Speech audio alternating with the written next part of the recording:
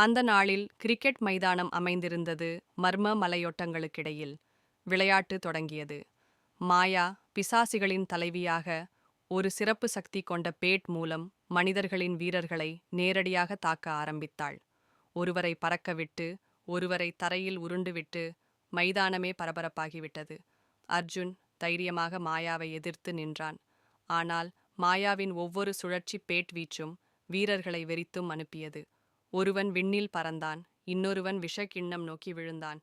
இந்த போட்டியின் விதி ஒன்றே, சிகப்பு மேனி கொண்ட பிசாசியை காப்பாற்றாமல் அவளை அவுட் செய்ய வேண்டும். ஒரு சிறிய கிராமம், இயற்கையின் மடியில் அமைந்திருந்த அந்த ஊர் எப்போதும் அமைதியும் அமைப்பும் நிறைந்திருந்தது. ஆனால் சில மாதங்களுக்கு முன்னர் அந்த ஊரில் புதிதாக 3 பெண்கள் தோன்றினர்.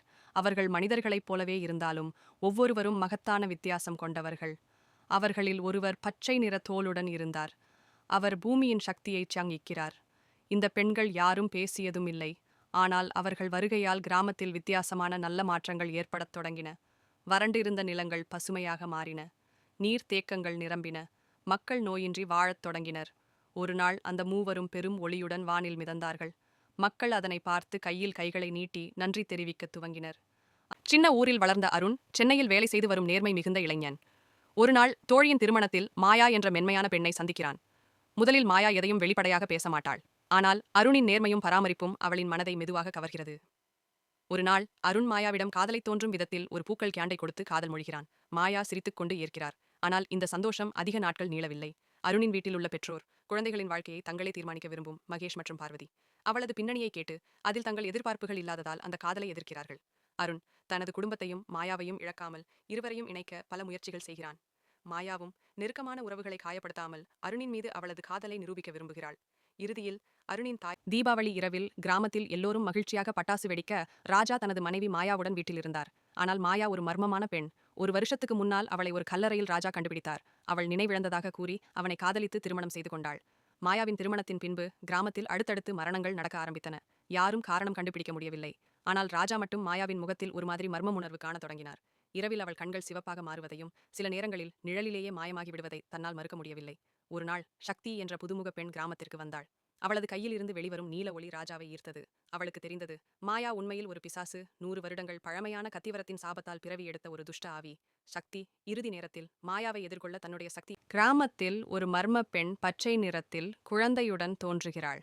மக்கள் அதிர்ச்சியில் உறைகிறார்கள். மதன் அவளை காப்பாற்ற முயற்சிக்கிறார். ஆனால் அவரது மனைவி அமுதா பயப்படுகிறாள். பச்சை பெண் தாரா அந்த குழந்தையை இந்த குடும்பத்துக்கு கொடுக்க வருவதாக கூறுகிறாள். இது உங்கள் குடும்பத்தின் பாவத்தின் பரிசு என்கிறாள். மாலதியின் காதலன் சுந்தர் தாராவை பார்த்ததும் நடுங்குகிறான். ஏனெனில் அவன் தாராவின் முன்னாள் காதலனாக. ஒரு பழமையான கிராமத்தில் பரமநந்தி என்ற தவசிக்குரிய சாமியார் தன்னுடைய தவத்தில் ஈடுபட்டிருந்தார். அவர் தவமிருக்கும் வனத்துக்கு அருகே ஒரு மர்ம நாகக்கன்னி மரபு இருந்தது. அவர்கள் பசுமை நிற தோல், சிவப்பு பட்டுப்பாவாடை, ஜடாமுடி போன்ற தோற்றத்தில் இளைஞர்களை வசீகரித்து உயிரை பறிப்பதுதான் அவர்களின் பணியாக இருந்தது. ஒரு கிராமத்தில் சந்தோஷமாக வாழ்ந்தது ராகுல், அவன் தங்கை மேகா மற்றும் தாயுடன். ஒரு இரவில் பையன்கள் பந்தையாடி கொண்டிருந்த போது ஒரு கொடிய பூதம் அவர்களுக்கு எதிராக வந்தது. அந்த பூதம் ஒரு காலத்தில் மனிதராக இருந்தவளாகும்.